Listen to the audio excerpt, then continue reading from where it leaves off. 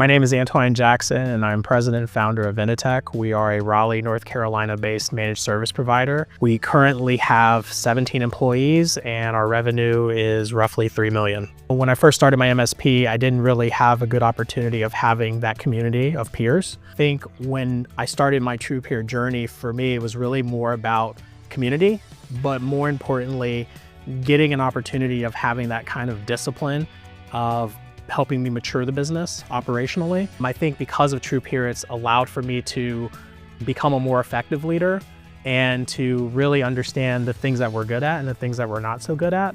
And then having the big piece, which has been accountability for us. Before joining TruPeer, we always kind of have this facade that our businesses are doing really well, right? Because we've achieved some type of success, whether we've crossed a revenue threshold.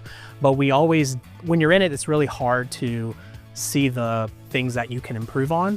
So I think with me, it's been more about getting that outside perspective and not just a perspective of myself or my colleagues.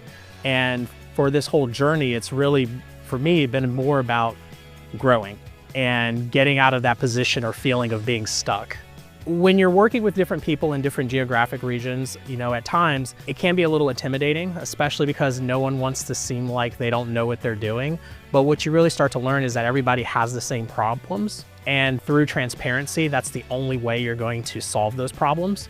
And sometimes I always like to say I have a love-hate relationship with TruPeer because it's like going to the gym. I don't like to work out, but I know it's necessary for me. And I think doing a peer group and being a part of an organization like this, it's essential if you want to see the results you're trying to achieve.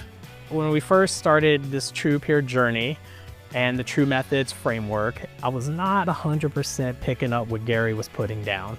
But what I learned from other members and other peer pod people was that everyone goes through that feeling at first. And once you start to buy in and understand that this is part of the process, and it is indeed a process, I think you start to understand that this is what's going to propel you forward. Time for us as MSPs, look, we're all busy and time is our biggest enemy.